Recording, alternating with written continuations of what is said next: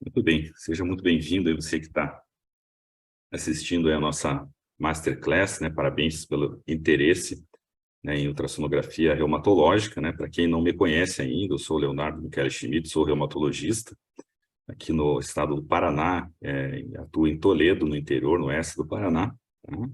E eu atuo aí com ultrassom dentro da minha carreira já há mais ou menos 11 anos, tá?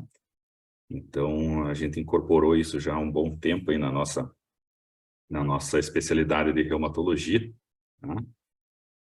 E hoje eu quero passar um pouco aí dessa experiência, desse conhecimento e também para vocês, tá? Muito bem, hoje eu vou mostrar então para vocês como fazer parte aí desse grupo seleto, né, de médicos que dominam a ultrassonografia em reumatologia, tá? Que é uma área que está relacionada com a ultrassonografia musculoesquelética, né? Seria, né, uma sub-área, uma fatia dentro da ultrassonografia musculoesquelética, né? E também, além de dominar esses conhecimentos, otimizar os atendimentos, otimizar seus diagnósticos, né? E também potencializar o seu faturamento de forma honesta, de forma justa, tá? Isso, no primeiro momento, parece bom demais para ser verdade, né? Nossa, vou mostrar tudo isso para vocês aqui hoje, né? Mas eu não falaria isso se eu não tivesse vivido isso, né? E não tivesse vivendo isso atualmente, né? Dentro da minha carreira de reumatologista clínico, né? E também os meus alunos também não tivessem tendo esse tipo de experiência, esse tipo de vivência, aplicando a ultrassonografia, né, no dia a dia deles, né? Aqui eu vou mostrar alguns depoimentos de alguns alunos meus, né? Esse aqui é a doutora Priscila, lá do Rio de Janeiro, ela é médica radiologista, especialista em ultrassonografia musculoesquelética, né? E mesmo ela fazendo, né, R4, R5 aí, de rádio em musculoesquelético, ela sentia um certo grau de defasagem em relação à parte reumatológica, né? Ela fez o nosso curso aqui, colocou que foi incrível, né? Que as aulas têm um tempo ideal de aprendizado, com dicas práticas, né? E depois, o mais bacana aqui do depoimento dela, é que ela conseguiu depois ter uma agenda, né? Conseguiu abrir uma agenda de exames específicos de ultrassom reumatológico, né? Colocando em prática o que ela aprendeu, né? Mudando aí o nível de conhecimento dela. Então, ela conseguiu aplicar isso, né, com os nossos cursos e treinamentos, né? Aqui é o Cledilson, colega reumatologista lá do Pará, né? Ele também nosso aluno, né, agradece aqui os conhecimentos que ele ganhou, muito mais segurança para fazer os exames de ultrassom e também, obviamente, para lidar com os pacientes dele com doenças reumáticas, né? Aqui é o Dr. Luiz Boa Gustavo. tarde, colegas. Eu sou Luiz Gustavo, sou ortopedista em Monte Alto, interior de São Paulo, perto de Ribeirão Preto. Fiz o curso de ultrassom em reumatologia e posso dizer que me ajudou bastante. Eu, como linha de frente aqui, recebo vários pacientes com dor articular e recentemente consegui fazer alguns diagnósticos de sugestivos de artrite reumatoide, sugestivos de gota com a utilização do ultrassom. Recomendo o curso, foi muito bom, aprendi muitas coisas boas, além de uma atualização, né, da parte reumática, consegui aprender até regular melhor meu ultrassom, né? Ganhei muito com aquela aula de Doppler, eu fui um dos caras que acho que mais aproveitou aquela aula, que me deu realmente um up aqui na utilização do Power Doppler na hora de fazer o ultrassom. Agradeço vocês aí pelo curso.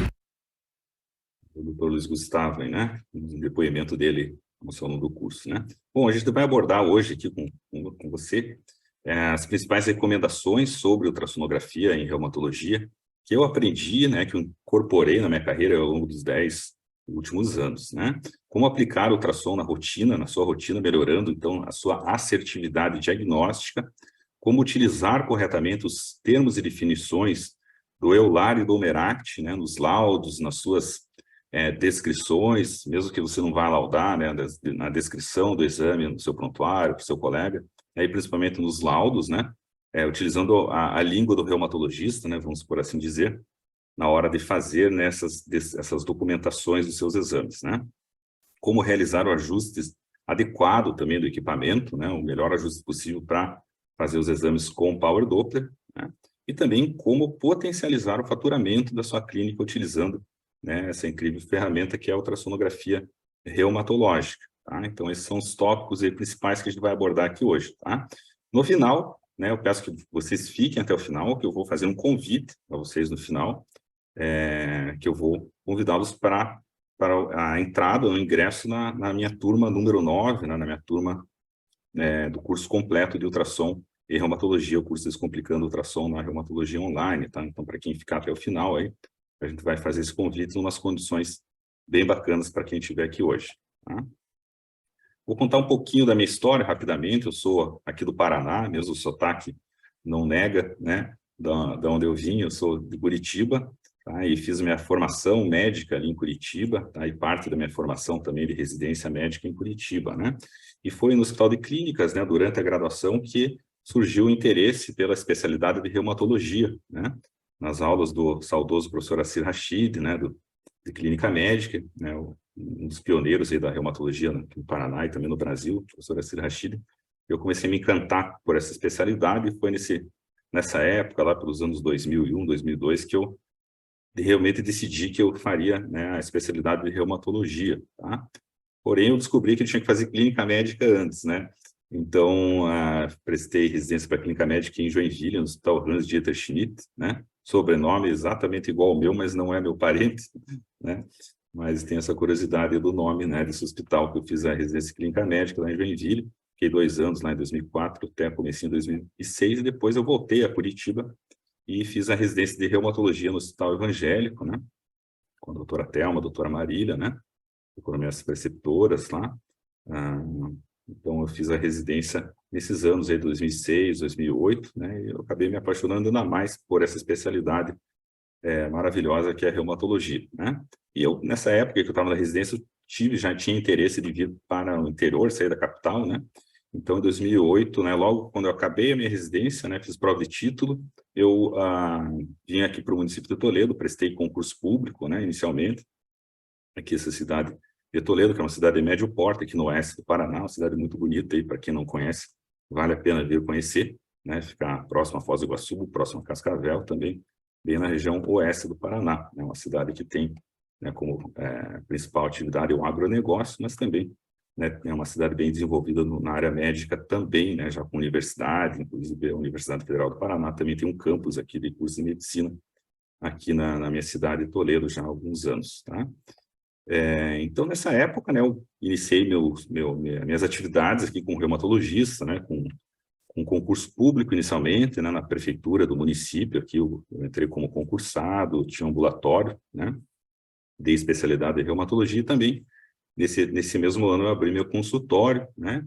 Além disso, eu fazia muitos plantões, né, no começo de carreira. Muitos de vocês podem ser que estejam passando por isso agora, ou já passaram, né, essa fase que a gente precisa fazer plantão e tudo. Eu não estava muito satisfeito, né, nessa época com essa vida de plantões e tal, né, que não é uma vida fácil, né, a pessoa além de ter o consultório, ter, né, seu ambulatório público, tinha que fazer plantão à noite e tudo, então não estava muito animado com aquilo, né, e no consultório eu via que eu sentia uma necessidade de fazer algo a mais, né, pelos meus pacientes e também pela minha carreira, por que não dizer, né? Então, foi nessa época aqui que eu decidi, alguns anos depois, ali, em 2011, né, decidi estudar ultrassonografia musculoesquelética, tá? E também, obviamente, estudando também a parte de ultrassom reumatológico ao mesmo tempo, né?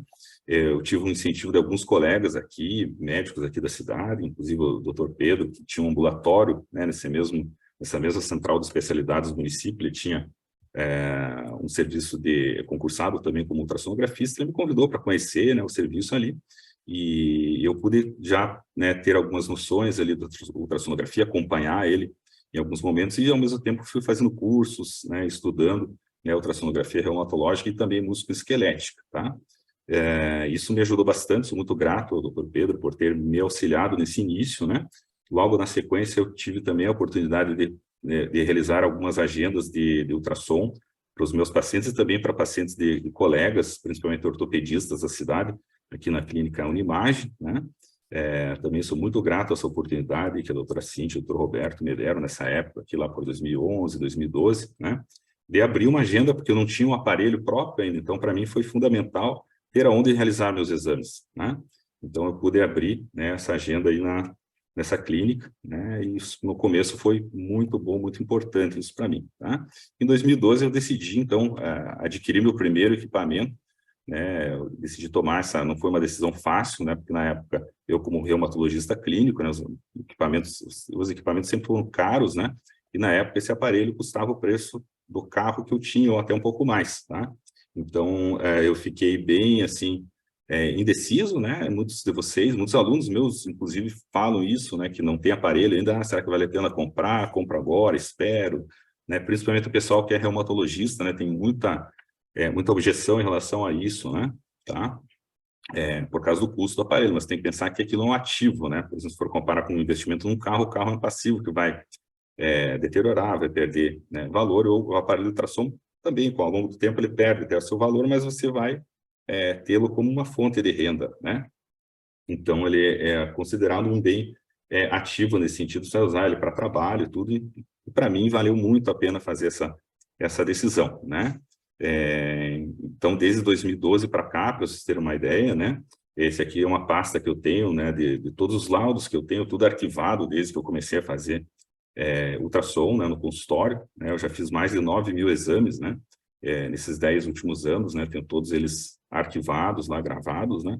Gosto de fazer esse arquivo, tanto para ter como documentação, quanto para, né, a questão legal, né? E então, para mim, valeu muito a pena mesmo. Tanto é que eu consegui, né? Em 2021, ano passado, né, comprar um equipamento, né? De uma tecnologia mais atualizada, tudo, né? Um equipamento de porta, um equipamento fixo, né? Então, eu comprei, né, esse equipamento justamente com investimento, né, de todos os exames aí que eu consegui fazer ao longo desses últimos anos. Então, para quem é reumatologista clínico, que tenha dúvida, né, ou ortopedista também, né, será que vale a pena comprar? Não vale a pena? Na minha opinião, que vale, para mim, valeu muito a pena, né, porque isso agregou muito valor na minha clínica, né, não só do ponto de vista financeiro, mas também melhorando a minha capacidade de diagnóstico, minha capacidade médica, melhorando como médico, né, como especialista de uma maneira geral, tá? Então, vale muito a pena mesmo, né? E lá por 2018, 2019, eu também decidi passar um pouco desse conhecimento, dessa experiência que eu tive desde lá 2011, né, para outros colegas. Aqui são algumas imagens, né, de alguns congressos, aqui a jornada o congresso da Jornada Brasileira de Ultrassonografia Musculoesquelética, lá em Goiânia, lá com o professor Monres, né, em 2019, né? Aqui na época da pandemia, a gente vê essas janelinhas, né, de encontros online, né? Aqui da Sociedade Brasileira de Reumatologia, né? Jornada Cone Sul de Reumatologia, né? Algumas aulas que a gente ministrou lá. Aqui do Congresso Brasileiro de Reumatologia também, uma mesa redonda com outros colegas aí da área da ultrassonografia reumatológica, aqui também no curso da Sociedade Brasileira de Ultrassonografia, da Sociedade Brasileira de Reumatologia, perdão, o curso de ultrassom, né, da Sociedade Brasileira de Reumatologia, tá? Aqui alguns cursos, né, que a gente também realizou de forma presencial, né, aqui na minha cidade, né, um curso presencial que eu realizo aqui em Manaus, em Belém do Pará, né, em outras cidades também que a gente realizou alguns cursos, né? E aqui também o curso da Sociedade de Reumatologia, lá em São Paulo, né? Um curso prático, né, da Sociedade Brasileira de Reumato, em ultrassom reumatológico, no qual tive a honra de participar também nos 2 últimos anos, né? E também, né, falando ainda da minha história, né, o meu curso de ultrassom e reumatologia online, que foi um curso desenvolvido em 2019, né, ali em 2019, né, muito antes da pandemia, ainda surgiu essa ideia de realizar esse curso, desenvolver esse curso online, né, esse curso depois, ao longo dos anos, a evolução dele, né, eu transformou no curso Descomplicando Ultrassom na Reumatologia Online no ano passado, tá? Eu já tenho mais de 200 alunos, né, entre cursos e entre a mentoria também, né, tanto nos cursos online, presencial e mentoria, tá? Então, eu tenho muito orgulho desse curso, né, de ultrassom e reumatologia online.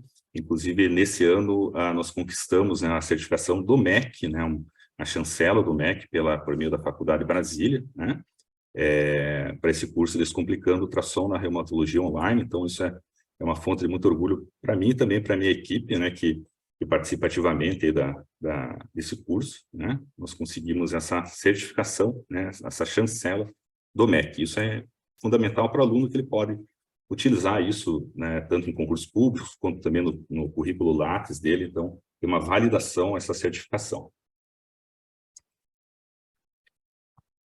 Muito bem, mas de que maneira, então, o médico, né, seja ele reumatologista, ortopedista, ultrassonografista, como é que ele pode usar o ultrassom reumatológico na sua carreira, né?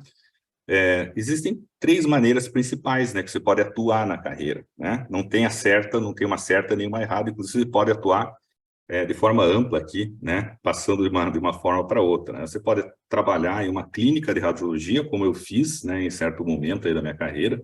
Eu não tinha aparelho, então eu é, alugava, né, reservava alguns horários lá naquela clínica, utilizava o aparelho da clínica, né? Tem algumas desvantagens com isso, que você acaba tendo que deixar um percentual lá para o pessoal da clínica, né? Porém, você não precisa investir em exame, em funcionário, né? Então, tem toda essa praticidade, convênios também, as clínicas de radiologia, de ultrassonografia, a maioria delas já tem todos os credenciamentos, né? Outra forma de atuar é você ter o seu equipamento próprio, né? Aí você pode laudar os exames ou só utilizar como extensão do exame físico, né? Tem muitos colegas reumatologistas, principalmente, e também ortopedistas, que usam, né, ultrassom só como extensão do exame físico ou só como um método auxiliar para guiar procedimentos, tá? Isso é válido também, só que você não consegue mensurar o retorno financeiro, né, desse investimento, né?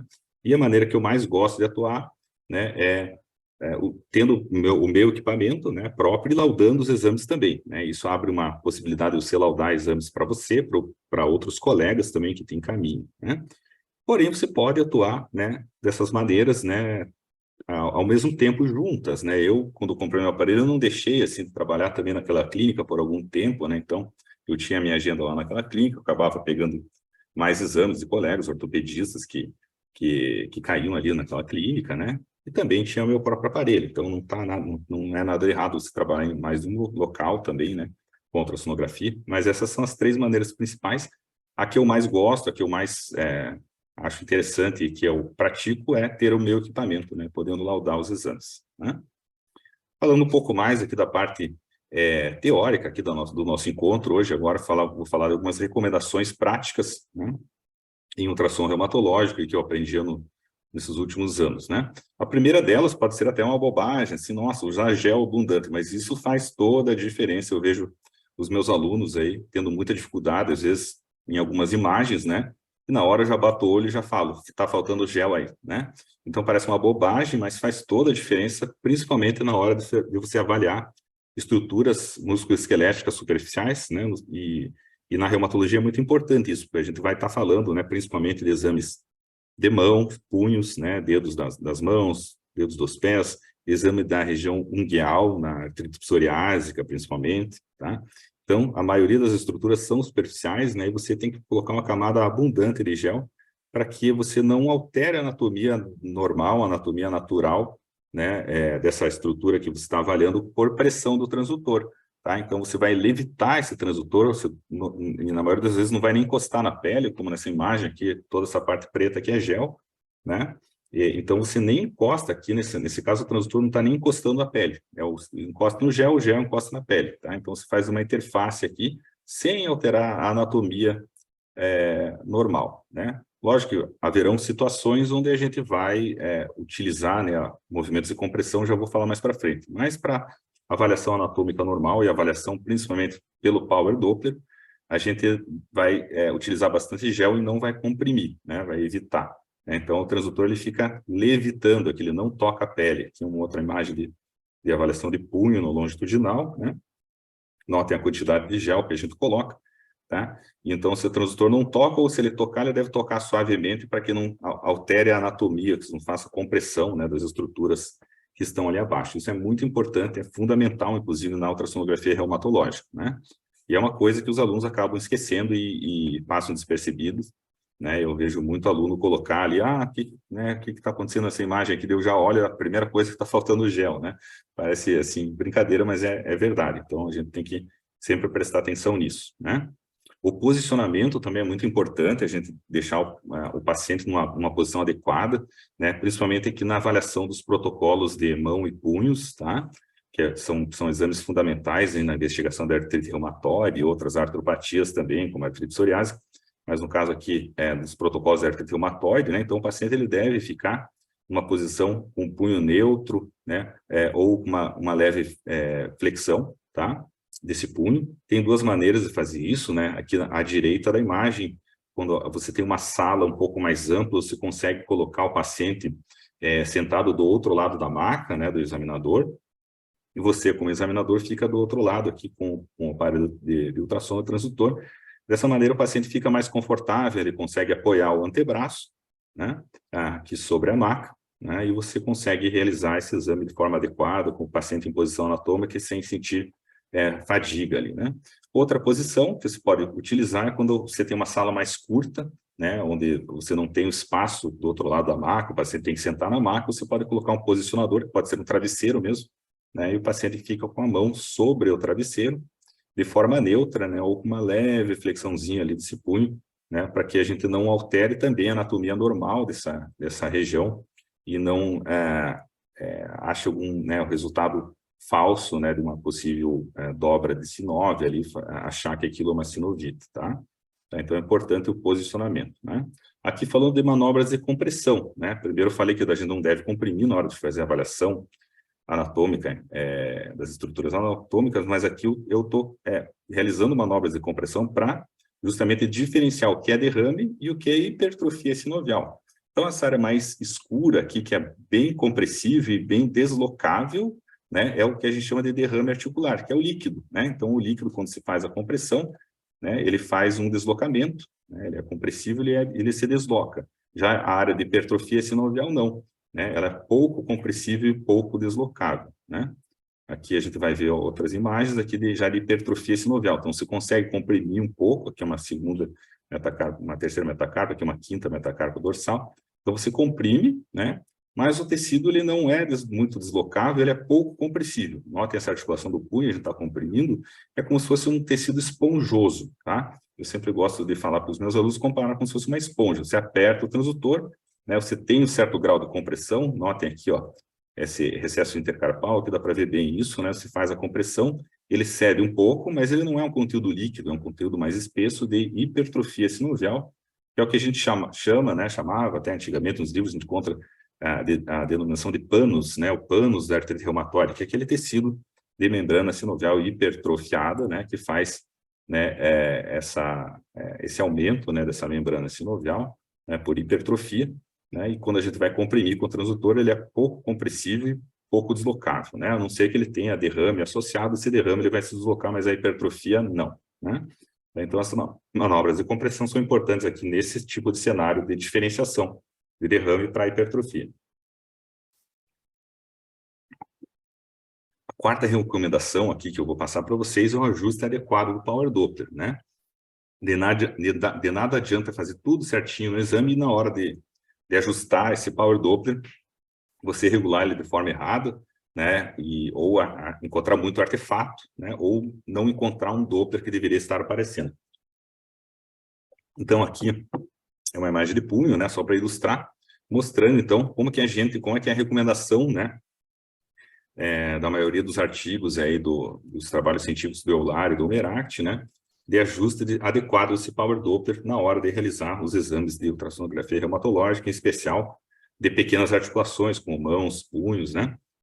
Então, normalmente, a gente vai deixar, então, o PRF, né? Que é a frequência de repetição de pulso entre 0,5 e 1 kHz, tá? Ou, em média, ali 0,7 kHz, tá? O filtro de parede aqui, que é nessa imagem que está com o WF, né? O Wall Filter, o mais baixo possível, tá? Eu faço uma ressalva aqui para equipamentos mais modernos, mais novos, que às vezes quando a gente deixa esse filtro no número mínimo, né, ele pode ficar com um pouco de artefato, tá? Então, cuidar com equipamentos mais novos, às vezes você tem que subir aqui um númerozinho a mais, né? Não deixar o mais baixo possível. Mas nas descrições dos artigos, né, eles normalmente recomendam deixar esse filtro de parede o mais baixo possível, desde que você não, né, tenha artefatos, né? A frequência do Doppler entre 6 e 12 MHz, em média a gente deixa ali em 8, né? Esse equipamento aqui, alguns equipamentos, alguns transdutores permitem a frequência até maior, né? Que permitia 12,5 MHz, né? Alguns aparelhos mais novos também permitem até um pouco mais do que isso, né? Isso aumenta um pouco a acurácia e a sensibilidade na hora de você realizar o exame de Power Doppler, tá? Mas em média 8 MHz é o suficiente, né? E o ganho do colo, né? o ganho do colo, do Power Doppler, até sumir os últimos artefatos abaixo da imagem aí de interesse que você está analisando, tá? Eu vou mostrar um vídeo mostrando isso. Então, aqui a gente tinha saturado o ganho até 100% e foi abaixando. Nota que tinha artefato aqui.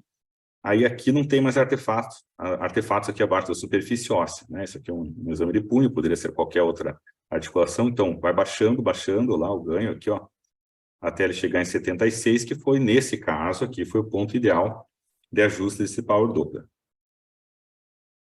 Então, nota aqui, tinha artefato, a gente foi baixando até o ponto que sumiu esses artefatos, a gente para ali, que é o ganho, o ajuste adequado, ideal, desse ganho para esse equipamento, né?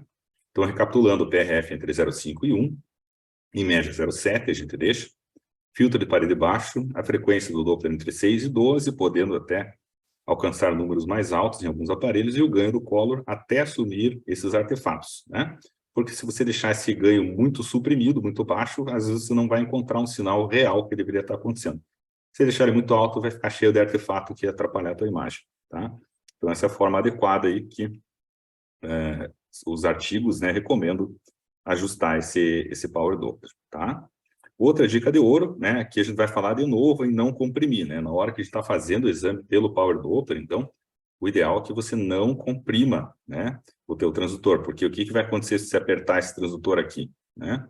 São vasos de pequeno calibre, né, de vasos relacionados com a hipertrofia sinovial, né, com a neoangiogênese, né?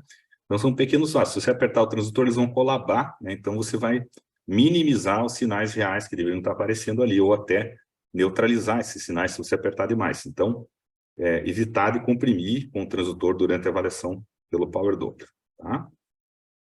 Outra recomendação importante aqui, a recomendação número 5, é utilizar os mapas de cores, né, que o aparelho te fornece, principalmente na hora de avaliar as artropatias microcristalinas, em especial a avaliação de gota, né, desse achado bem característico e clássico da gota, que é o sinal do duplo contorno, que é essa pequena linha, né, uma linha tênue que se situa na região superficial das cartilagens hialinas, né, que é uma cartilagem na região do côndilo femoral, né, a região mais lateral, né, da cartilagem ali na tróclea, e aqui a gente vê, né, essa imagenzinha mais hiperecogênica. Esse é um paciente que tinha gota, né, e ele apresentou esse sinal bem característico, bem clássico, chamado duplo contorno, tá? Que é uma fina camada bem na superfície da cartilagem, tá? Então, com o uso dos mapas de cores, a gente consegue, né, visualizar de forma melhor, né?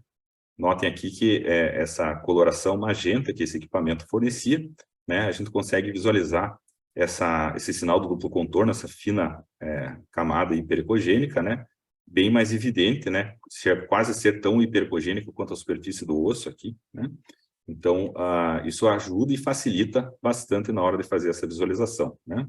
Essa outra coloração aqui, indigo também, né, facilita para visualização, e também o chamado RGB, que alguns equipamentos possuem, né, para também facilita a visualização desse achado aí de hiperecogenicidade na superfície da cartilagem hialina, que a gente chama de sinal do duplo contorno, né? Esse sinal não deve ser confundido, né, com a condrocalcinose, que costuma fazer pontos até mais grosseiros no interior da cartilagem. O duplo contorno ele se situa bem na superfície, tá? Então, nesse caso, o ultrassom ajuda a diferenciar bem o sinal do duplo contorno com o sinal da condrocalcinose, que é da doença chamada por depósito pirofosfato de cálcio, também chamado pseudogota, né? O quadro clínico pode ser muito, muito semelhante muitas vezes, então o ultrassom ajuda bastante para fazer essa diferenciação, tá? Outra recomendação muito importante é usar corretamente os termos e definições nos laudos, né? A gente vai falar como que o Homeract, o LAR, preconiza, né, essas definições e termos aí, no que diz respeito à ultrassonografia reumatológica, né? Então a gente vai falar sobre a erosão óssea, o que é uma erosão óssea, como se define isso, o que é derrame articular, o que é hipertrofia sinovial ou sinovite, né, que são sinônimos segundo o Euler Homeract, o que é uma tenossinovite e o que é uma entesite, tá? De acordo com a ultrassonografia, tá? A erosão óssea, então, para você chamar de erosão óssea, você tem que ter uma descontinuidade, né, que pode ser intra ou extra-articular da superfície óssea e deve ser visível em 2 planos perpendiculares, tá? Então, você precisa visualizar essa descontinuidade, né? Tanto no plano aqui longitudinal quanto transversal. Aí você sim pode chamar de erosão óssea. Quando você não tem essa descontinuidade de dois planos, você não chama de erosão óssea. Você pode, né, interrogar como erosão ou chamar de irregularidade óssea, né? Quando você tem só pequenas irregularidades que não chega a formar a erosão, tá? Mas erosão, por definição, é quando a gente tem uma descontinuidade, uma área de gap, né? A falta dessa continuidade da superfície óssea, e a gente deve visualizar em dois planos perpendiculares, né? Aqui uma quinta metatarso-falangiana, né? Que é um local muito comum de a gente encontrar erosão na artrite reumatoide, né? Então, uma quinta metatarso, né? Do pé, aqui no pé direito, no caso, a gente visualizou essa erosão e confirmou, né, o achado com um plano transversal, né? Um plano perpendicular ao primeiro plano encontrado, tá? Então, é fundamental que você tenha essa visualização, né? O derrame articular, ele é definido como um material anormal, tá? Intra-articular. Ele pode ser hipoecogênico ou anecóico mesmo, em relação à gordura subdermal. Então, você vai comparar, né, a ecogenicidade desse derrame em relação à gordura subdermal, tá? E ele é deslocável e compressível, né? Que a gente usa novamente esses termos, né? Então, você consegue deslocar, né, esse derrame, esse líquido, né?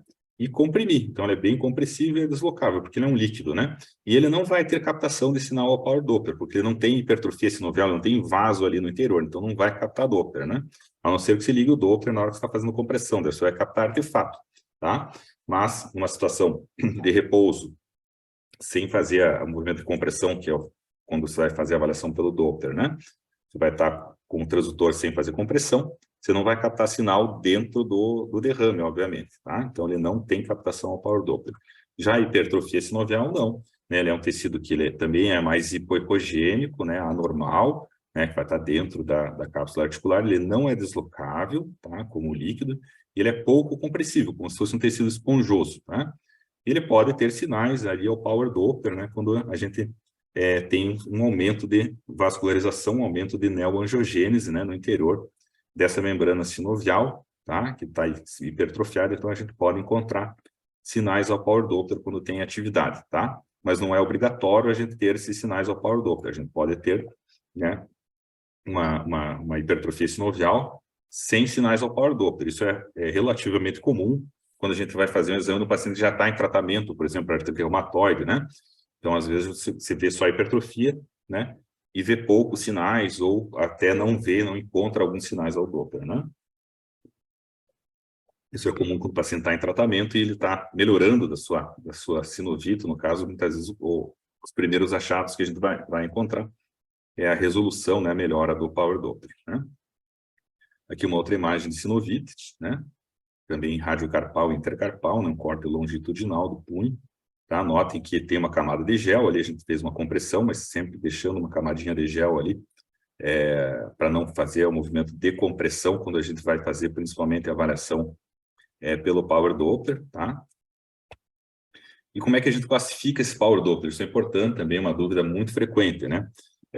A classificação da sinovite pelo Power Doppler e também pela escala de cinza. Então, a gente faz uma divisão, né, da classificação, né, de sinovite, em hipertrofia sinovial pela escala de cinza, e também existe uma classificação de Doppler em separado, né? Você pode também depois juntar essas classificações, né?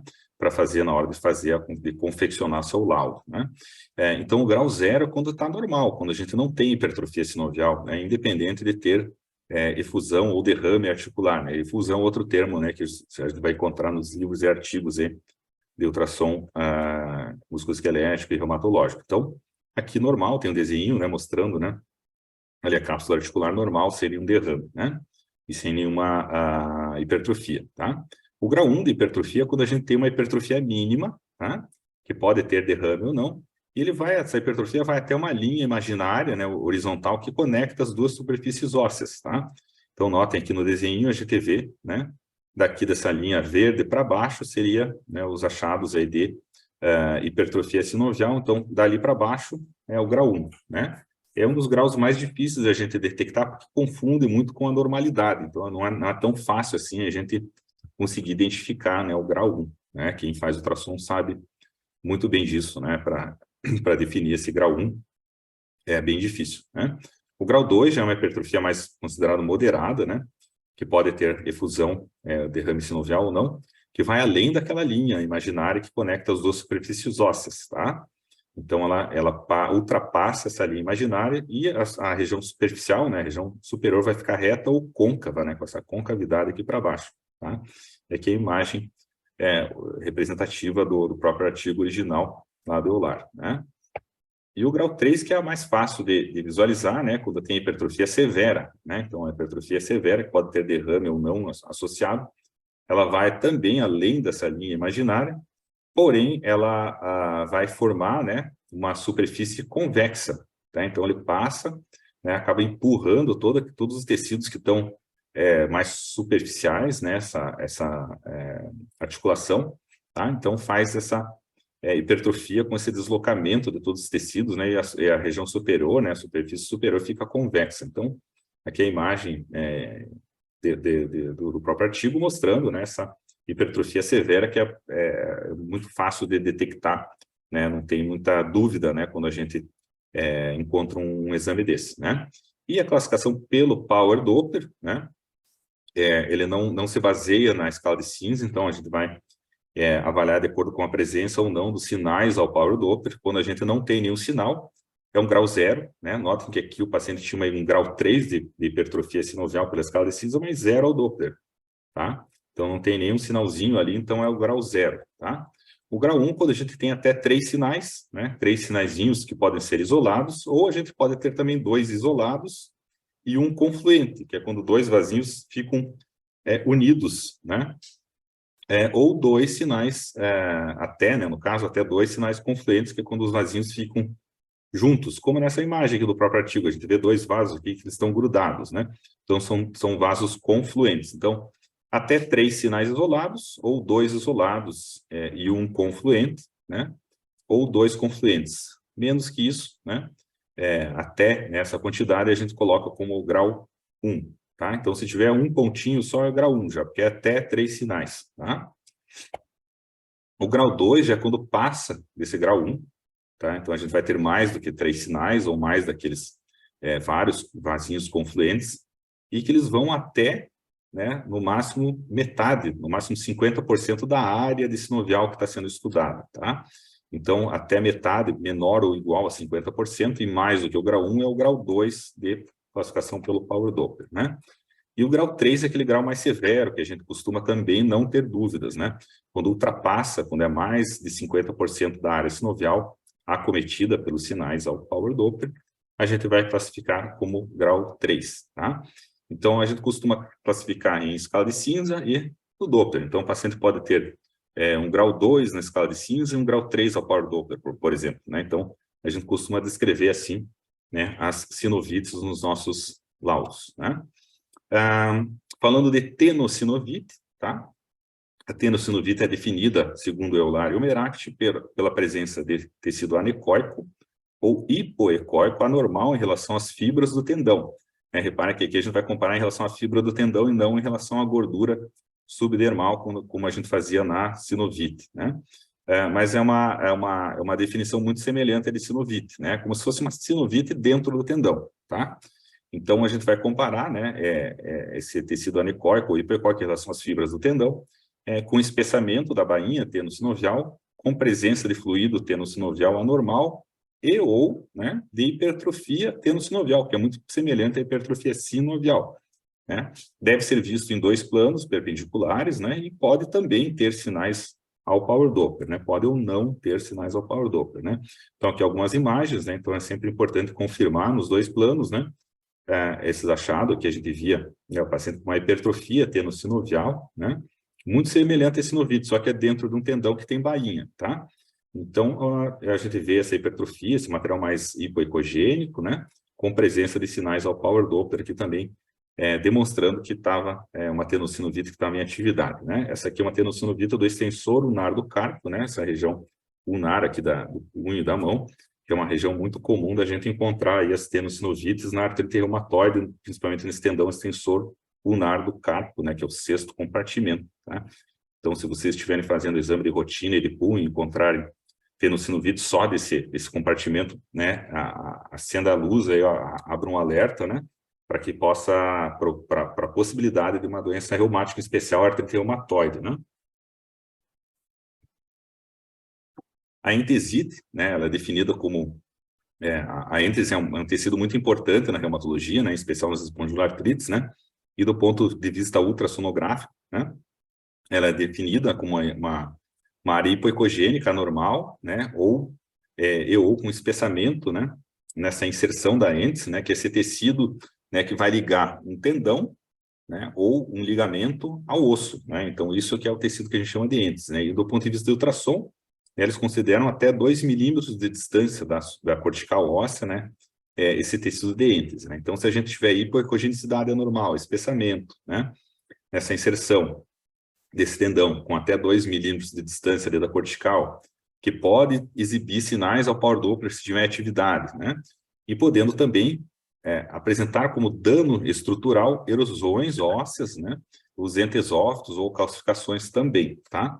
Então, isso é definido do ponto de vista ultrassonográfico como entes, né? Então, essa área próxima, né, até 2 milímetros ali da superfície da cortical óssea, que apresenta-se hipoecogênica, né, espessada, né, e podendo ter também esses entesófitos ou calcificações, que é como se fosse, né, uma imagem que não está aderida, né, à superfície óssea, né, está um pouco mais distante, né, a gente diferencia isso com calcificação, que pode ter também sombra acústica posterior, né, tanto entesófito quanto calcificação, né. E, eventualmente, a gente vê esses sinais, né, de Power Doppler também quando tem atividade inflamatória ali presente, né? Nem sempre é fácil encontrar os sinais ao Power Doppler, né? Às vezes a gente vai ver só a êntese com espessamento e ecogenicidade, tá? Mas quando tiver o sinal ao Power Doppler, a gente vai usar o mesmo sistema de regulagem que eu falei anteriormente, né? Desse Power Doppler, tá? É um sinal que indica uma atividade maior inflamatória ali naquela região, tá?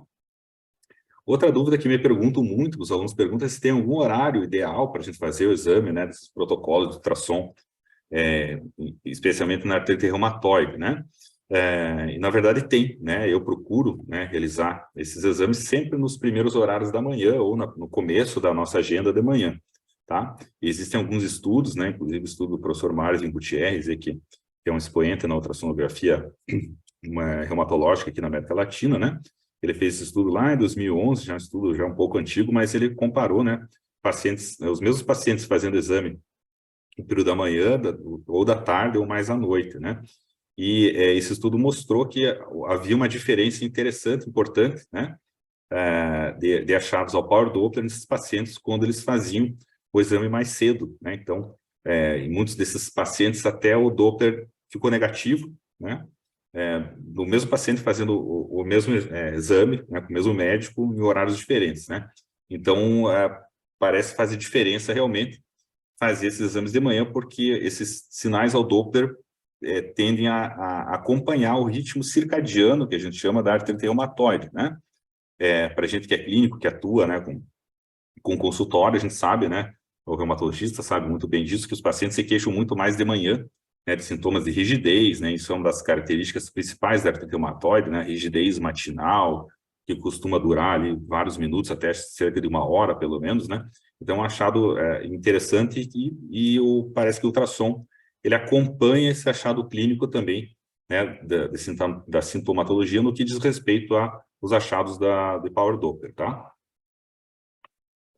Então, na medida do possível, sempre tentar deixar essa agenda, esses protocolos aí para o período da manhã. A gente sempre recomenda. Lógico, isso nem sempre dá certo, às vezes o paciente mora em outra cidade, interior, veio de tarde, enfim. Mas na medida do possível, né, se você puder agendar esse exame para de manhã, é melhor, tá? E uma recomendação muito importante, que é a recomendação número 8, é a educação do colega que solicita o exame, né? A gente sabe que existem códigos, né, para quem trabalha com convênio, e mesmo sem falar de convênio, falando do atendimento particular, né? Então é importante, por exemplo, quando a gente vai fazer pesquisa de artrite reumatoide, que o colega solicite exame de mão e punho, né? Porque a gente não consegue separar as patologias, né? A patologia da artrite reumatoide só na mão ou só no punho, né? Normalmente a gente tem um acometimento difuso ali na região de mão e punho, né? Então é fundamental que a gente faça a avaliação completa do protocolo, não só olhar os dedos, por exemplo, ou não só olhar o punho, né? Então, sempre a avaliação deve ser, na medida do possível, realizada na mão e no punho, né? Muitas vezes bilateralmente até, tá? E existem esses códigos, né, específicos que a gente pode, né, utilizar e deve utilizar na hora de pedir um exame de ultrassom com o Power Doppler, né, que a gente chama de ultrassom reumatológico, né?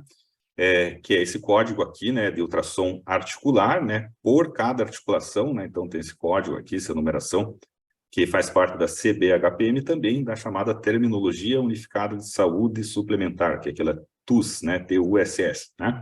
São os mesmos códigos, né? Então, esse código de articulação, de ultrassom por articulação, no que se refere à avaliação pela escala de cinza, tá? E existe esse código, que é o Doppler colorido de órgão ou estrutura isolada, que a gente vai utilizar para avaliar cada articulação ou cada estrutura pelo Power Doppler, né? Aqui a gente vai mostrar um exemplo prático, né, para vocês, né? Então, a gente vai realizar, por exemplo, uma pesquisa de paciente com artrite reumatoide pelo protocolo US10, né, que é um protocolo onde a gente avalia 10 articulações, tanto de mão e punhos, né? Então, são as mãos e punhos bilateralmente, né? A gente vai avaliar punho, segunda e terceira metacarpofalangiana, segunda e terceira interfalangianas proximais, né? Então, são 10 articulações em cada lado, né? A gente considera cada estrutura, né? A mão, ela entra como uma estrutura, né? A gente não separa cada dedinho ali, faz a mão como uma estrutura e o punho como outra, né? Como a bilateral, então, seriam 4 exames de ultrassom, na escala de cinza, ultrassom articular, e 4 códigos, né, para o exame de Doppler de cada estrutura, né? Mão e punho de um lado, mão e punho de outro, tá? Então, só para vocês terem uma ideia, né? Eu peguei um exemplo de um convênio aqui da minha região, tá? Do valor que pago, né, para cada código desse, né? Isso pode ser variável de acordo com cada região do Brasil, de acordo com o convênio. Eu peguei um valor médio, né? Um exemplo aqui da minha região, tá? Então, ultrassom de articulação, por articulação, paga R$ 83, né? Por esse código, né? E o Doppler paga R$ 234, né? Com um exame mais minucioso, mais demorado, ele tem essa codificação, né? E a remuneração também é mais alta, né? Só que aqui a gente vai estar falando em 4 exames, né? Então, 4 exames de ultrassom articular e 4 exames de Doppler, né? Então, o valor total aqui, né, vai ficar aí aproximadamente R$ 1.273. Lógico, como eu falei antes, depende de cada convênio. Tem convênio que paga menos, paga outros pagam mais, enfim, né? Mas isso é a forma correta, né, de codificar esse protocolo, né, que a gente faz o S10, tá? Então, notem que é um valor de remuneração que vale bastante a pena fazer, né? Mesmo o exame sendo trabalhoso, sendo um exame um pouco mais demorado, você pode incorporar isso na sua agenda, né? Você que é reumatologista clínico, que só atende consultas, por exemplo, pode incorporar, né, além de fazer um atendimento diferenciado do seu paciente, pode também melhorar, né, o faturamento da sua clínica, do seu consultório. E quem é ultrassonografista, quem é radiologista, pode começar também a incorporar esses exames na sua agenda, né? Um exame que você vai fazer do mesmo paciente, por exemplo, né? E vai ter um tempo ali um pouco maior do que um exame assim convencional, sem Doppler, por exemplo, mas a remuneração é bem diferenciada, né? Mesmo falando no caso de convênios, né? Então, olha aquele valor, né? E só para dar um exemplo para vocês, né? Isso aqui foi uma manhã, né? São a foto da esquerda, que é uma manhã lá minha na clínica, né? Então, algumas manhãs a gente acaba fazendo 2, 3 exames desses protocolos, né? Então, acaba agregando bastante ali no consultório, né? Outras manhãs faz 1 ou 2 exames, tal, né? Às vezes nenhum, mas enfim, né? A gente que é reumatologista clínico, né? Habitualmente, né? No meu caso, na minha prática diária, a gente tem, né, diversos exames durante a semana ali que a gente acaba fazendo. Isso acaba melhorando, né? A parte, agregando muito valor, né? A parte clínica, né? A parte do atendimento de consultas, além de, obviamente, você tá fazendo o exame do teu paciente, né? Você está vendo o teu paciente de forma mais minuciosa, fazendo um diagnóstico mais precoce, né? Fazendo um acompanhamento mais objetivo, mais rigoroso dele, às vezes para uma troca de medicação, né? Isso é muito importante, faz toda a diferença aí nas doenças inflamatórias reumáticas, especialmente na artrite reumatoide, também na artrite psoriásica, né? Nas artropatias por cristal também. Então, uma gama de doenças aí, a gente praticamente, né, em todas as doenças reumáticas, a gente consegue utilizar o ultrassom como uma ferramenta adjuvante aí adicional, né, à nossa prática clínica diária, né? Muito bem, eu estou falando, eu acho que mais ou menos uns 50 minutos aí passando esses conteúdos para vocês, né? Mas a gente sabe que não tem, né? Não existe mágica aí no que diz respeito ao estudo de medicina, em especial ao estudo de ultrassonografia e também da reumatologia, né? Que é uma especialidade que tem uma série de doenças complexas, né? Então, existe uma metodologia, né? Que a gente pode seguir, né? E nesse momento eu convido vocês, né? A participar, né? Do meu curso completo, né? De ultrassom em reumatologia, que é o curso Descomplicando Ultrassom na Reumatologia Online, tá? No que consiste esse curso, então? É um curso completo, né, de ultrassom em reumatologia. A gente tem mais de 60 aulas que já estão na plataforma gravadas, né? A gente tem 12 meses de acesso, tá? Então, 1 ano de acesso o aluno vai ter. São mais de 35 horas de aulas com material de apoio associado também, né? Você pode assistir essas aulas de onde quiser, bastando ter uma conexão com a internet, né? Eu vou mostrar para vocês como realizar, vocês aprenderão a realizar exames de ultrassom das principais doenças reumáticas, né? E também vai ganhar segurança para realizar esses exames, né? O nosso curso, como eu falei lá no começo da aula, para quem estava lá no comecinho, né? Ele tem essa chancela, um curso chancelado pelo MEC, né? Pelo Ministério da Educação aqui do Brasil, né? Por meio da Faculdade Brasília, tá? Então, a gente tem muito orgulho disso, né? Essa chancela do MEC é um certificado que o aluno pode obter por meio da realização de uma prova e também de 75% aí das aulas, né? Das aulas principais, dos módulos principais, ele pode realizar essa prova e obter, né, essa certificação que ele pode usar aí para currículo Lattes, para quem é concursado, muitas vezes pode utilizar para progressão da carreira também, então é bem bacana porque é uma certificação validada, né? Uma novidade do nosso curso é que esse curso agora ele tem legendas, né, nos módulos principais, nas aulas principais, né, excetuando as aulas bônus, né, as aulas que eu digo principais, né, todas elas estão legendadas, não são aquelas legendas automáticas, tipo do YouTube, são legendas feitas por um profissional, meu editor de vídeo, né, especialmente ele fez essas legendas para mim, tá? Então são legendas que estão em português, na língua portuguesa, né, que é a língua falada do curso, né? Também tem legendas em espanhol, né, para aqueles alunos que são aqui da América Latina, né? Eu tenho muitos alunos aqui da América Latina, do Peru, da Argentina, do Equador, né, do Uruguai, do Chile, enfim, tem vários alunos desses países aqui, isso pode ser um fator facilitador, né, ter a legenda ali em espanhol para poder acompanhar as aulas, tá? E também em inglês, né, você pode utilizar ali as legendas, né, os subtítulos em inglês também. Então, nessas 3 línguas, as aulas principais estão legendadas, né? Então, é uma coisa que facilita bastante, aí, principalmente para os alunos estrangeiros, né? Para quem que não é o curso, né? O curso ele não é para aquela pessoa que quer um resultado mágico, né? A gente sabe que na medicina não existe resultado mágico, né? A pessoa tem que estudar, tem que se dedicar. Então, ele não é para quem quer só um resultado mágico, rápido, não é para quem não quer estudar, não quer se dedicar a aprender, para quem quer somente resultados rápidos ou para quem só está querendo ganhar dinheiro sem se esforçar, tá? O curso é sim para aquela pessoa, para aquele aluno que quer aplicar os conhecimentos a longo prazo para crescimento da sua carreira e também para melhorar os seus atendimentos e seus diagnósticos, tá? Eu vou mostrar aqui alguns depoimentos. Suas aulas são muito boas, e são aulas bem direcionadas, de uma maneira bem didática, e microaulas. Isso eu acho que é bom para quem assiste no computador. Tinha uma certa dúvida, um certo receio mesmo de fazer isso à distância, né? Mas não tive problema nenhum, não. A gente percebe que a sua formação é muito boa, você tem uma didática, uma forma de colocar as coisas de maneira bem pausada, clara. Você está de parabéns. Me surpreendi.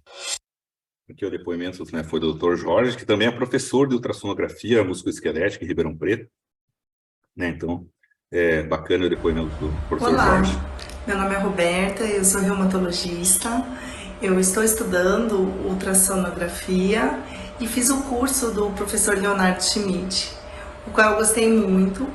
Eu recomendo a todos que façam, quem quer estudar um pouco mais a fundo a ultrassonografia musculoesquelética, principalmente os achados na reumatologia. Esse curso é muito completo.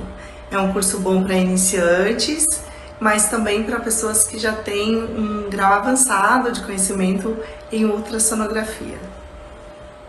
Aí foi a opinião da doutora Roberta, que também é a nossa aluna da mentoria Ultrassom Reumato, né? A doutora Roberta, que é reumatologista em São Paulo, né? Também foi a nossa aluna do curso e da mentoria. Olá, colegas. Eu sou Nélio Binder, ecografista em Medianeira, Paraná. Trabalho exclusivamente nesta área de ultrassom desde 96. E faltava-me um curso de reumatologia para que eu pudesse realmente dar um bom atendimento aos meus pacientes. Tive a felicidade de fazer o curso e achei fantástico, uma didática sem par que realmente trouxe-me segurança para fazer os exames nesta área da reumatologia. Recomendo a todos. Muito bem, quais são os módulos aí que a gente tem, né? Tem o módulo introdutório, o módulo de artrite reumatoide, né? Que é um dos principais módulos aí do curso, o módulo de osteoartrite, das artropatias microcristalinas, que é a gota e a pseudogota, das espondiloartrites, da artrite psoriásica, tem um módulo de partes moles, né, falando dos reumatismos de partes moles, né, tem um outro módulo falando do ultrassom além das articulações, né, que são aquelas doenças reumáticas, né, que a gente também pode usar ultrassom, né, que não são doenças articulares, como a síndrome de Sjögren, por exemplo, né, a gente pode fazer avaliação de glândulas salivares, né, as vasculites, né, que são outras indicações da ultrassonografia, para as doenças que são um pouco mais raras, mas a gente também pode lançar mão do ultrassom, tá? E também um módulo de noções básicas de infiltração guiada por ultrassom, musculoesquelético e em especial reumatológico, né? São um módulo de noções básicas, né? Para também orientar aquele aluno que quer começar aí as suas infiltrações, né? Como bônus, né, a gente também tem alguns bônus que a gente traz, né, um grupo exclusivo de alunos do Telegram, tá, onde eu estou pessoalmente presente diariamente nesse grupo, né, então assim que eu posso, eu sempre estou tirando dúvidas dos alunos, tá, então esse grupo, ele vem como um bônus, eu poderia cobrar aí por essa minha disponibilidade para tirar dúvida ali diariamente, até R$2.000, isso vem de bônus, né. Uma aula de anatomia da mão com o professor Luiz Felipe Lisboa, que é um ortopedista, professor de ultrassonografia musculoesquelética, um médico referência hoje aqui na América Latina em ultrassonografia musculoesquelética, né, ortopedista Luiz Felipe Lisboa. Ele cedeu 2 aulas de anatomia da mão do curso dele para mim, tá? Então, isso você não vai encontrar, não sei se você seja aluno do curso de ultrassom musculoesquelético do membro superior, dele, que você vai ter acesso a essas aulas, né? Então, são aulas que têm quase 1 hora, né? Porque eu acho importante que o aluno tenha esse conhecimento da anatomia da mão, tá? E ninguém melhor do que o professor Luiz Felipe para ministrar essa aula. Então, essa aula está disponível com o bônus, tá? Para quem ingressar no curso Descomplicando Ultrassom na Reumatologia Online. São 2 aulas de anatomia da mão bem completas, bem bacana, tá? Que vocês não vão encontrar em outro material, a não ser nos próprios materiais, nos cursos do Luiz Felipe, né? Ele cedeu isso, né, gentilmente ao nosso curso, aí a gente é muito grato por isso, né? Os meus modelos de laudos normais, também todos os modelos que eu uso, tá? Eu disponibilizo ele numa pasta do Google Drive, tanto vão ter acesso a todos o corpo do laudo, né? Para usar também para vocês, né? Se quiserem usar os mesmos laudos, podem usar, fazer as suas adaptações, tá? Modelos de laudos patológicos também, para que vocês conheçam, né, como é que eu descrevo essas patologias, o que eu coloco, quais termos eu coloco ali no laudo. Então, tem vários modelos de pacientes com artrite reumatoide, com doença por pirofosfato de cálcio, por gota, tenossinovites, enfim, né, tem vários modelos, né, exemplos aí de laudos patológicos, tá? A minha videoteca de casos patológicos que eu fui arquivando, que eu arquivei ao longo dos últimos 10 anos também, isso aí é um material que vocês vão ganhar como bônus, né? Tem muitos casos aí que estão legendados, alguns comentados também, né? Isso eu poderia vender isso por cerca de R$1.000, não vendo isso aí, vem como bônus para vocês, né? A minha biblioteca virtual de artigos e livros, tá? Que eu uso essa biblioteca até hoje, né?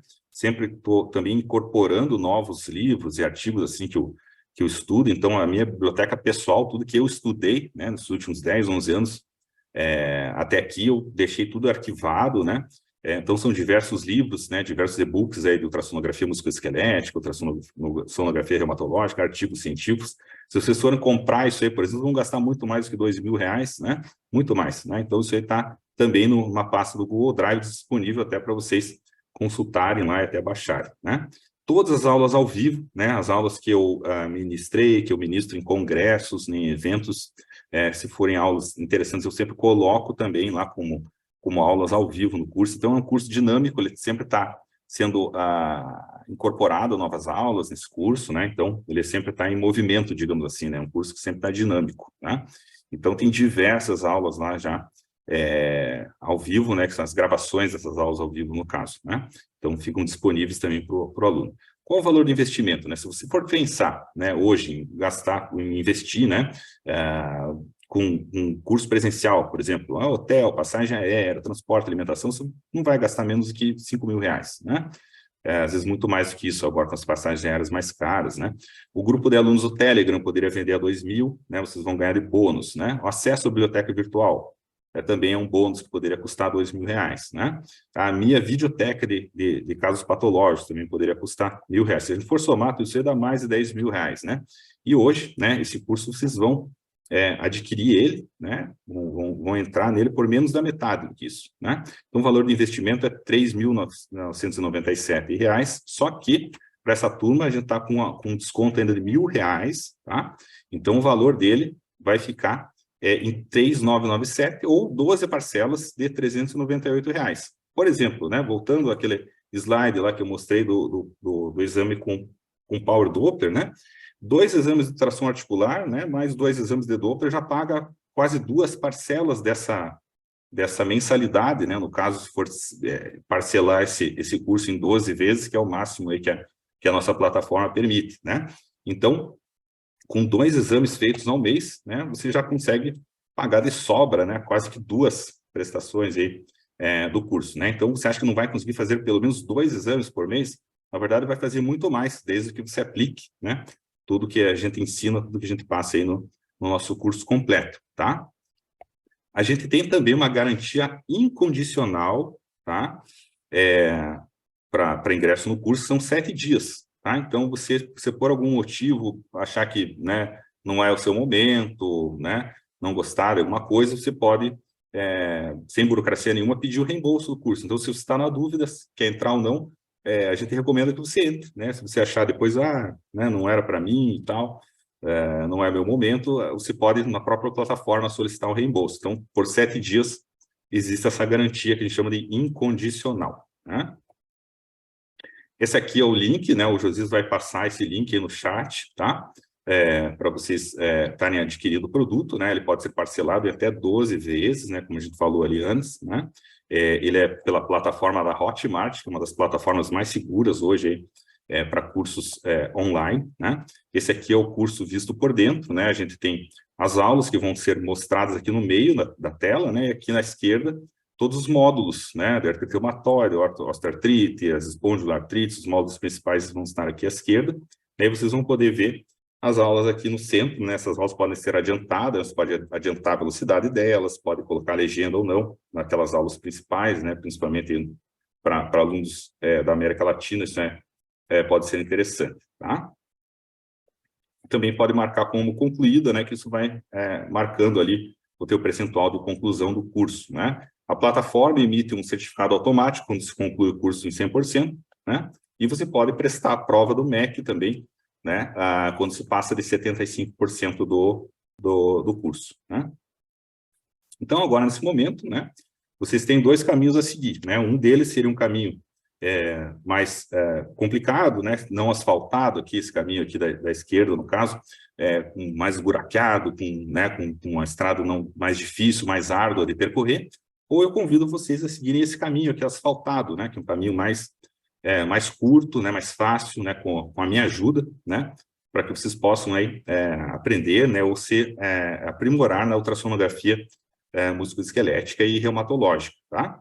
Então, eu convido vocês a fazer parte aí desse grupo seleto de médicos aí que dominam a ultrassonografia reumatológica, como os meus alunos, né, vocês viram alguns depoimentos, né, e também otimizando os seus atendimentos, seus diagnósticos, além de potencializar também o faturamento da clínica. Eu vou deixar aqui alguns depoimentos para que vocês possam ver e também um pequeno trailer do nosso curso visto por dentro, né? Peço que vocês assistam com atenção aqui alguns minutinhos aqui na sequência.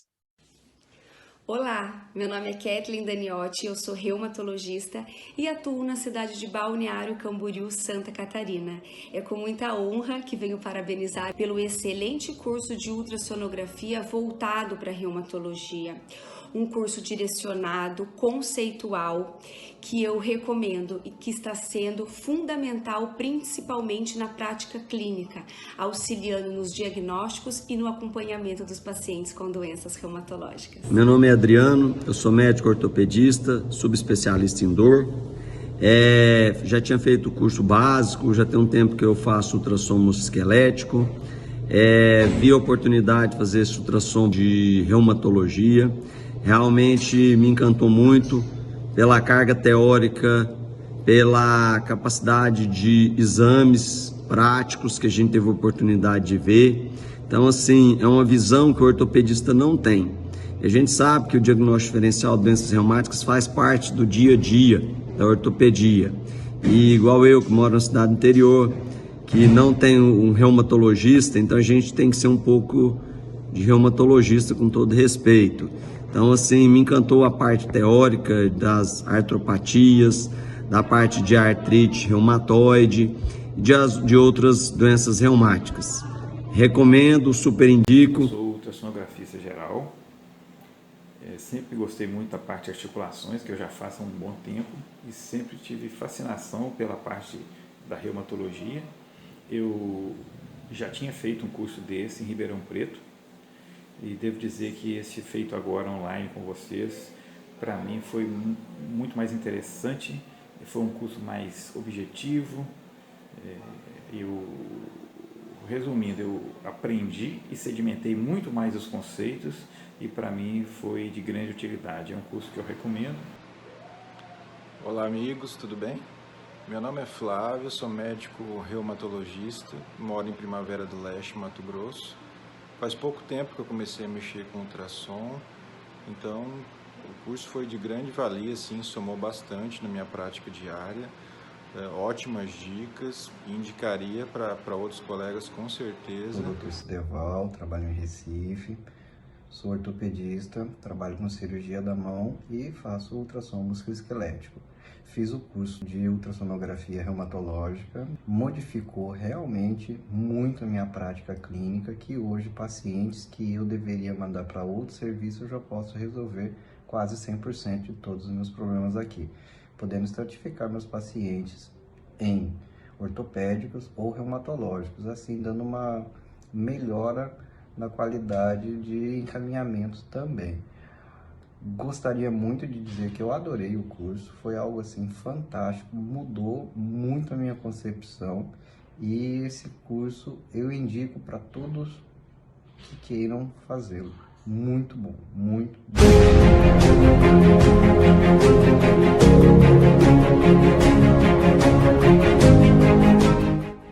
Aqui é um vídeo daquela mesma imagem, mostrando, né, a gente faz uma varredura, né, na região do punho aqui, punho dorsal, fazendo compressão também, e ligando o Power Doppler, né, que é um grau 3 de hipertrofia sinovial e também um grau 3, né, um grau máximo aí de captação de sinais ao Power Doppler quando passa, né, de 50% dessa área de sinóvio. A terceira, metacarpofalangiana. Segunda, metacarpofalangiana na face radial, né, onde a gente vai procurar erosões ósseas principalmente. A segunda, interfalangiana proximal, face dorsal. A terceira, interfalangiana proximal dorsal. A face volar dessas articulações, né, da segunda, interfalangiana proximal, da terceira, interfalangiana proximal, né, avaliando tanto presença de sinovite ou alterações tendíneas. A segunda e a terceira, metacarpofalangianas na face volar. O semilunar com o captato, né, que é a região do recesso intercarpal, e são os recessos principais que a gente vai visualizar, né, bem nessa região média aqui do punho, né, mais ou menos ali, visualizando também o quarto compartimento, né, ele vai pegar nessa topografia ali do quarto compartimento extensor dorsal do punho, tá? Então essa é a imagem que a gente faz, fazendo obviamente uma varredura, né, sentido medial para lateral, para buscar alterações nesse sentido. aqui um exemplo, né, de uma fibrocartilagem triangular do carpo. Nota que essa imagem é mais hiperecogênica, quando a gente pede para o paciente fazer movimentos, também faz movimentos com o próprio transdutor, essa estrutura também se movimenta, né, junto com a movimentação do paciente. Aqui a tabela completa, né, mostrando todos os sítios avaliados, né, em 6 locais, com o score de pontuação, de acordo com a alteração aí que a gente está identificando.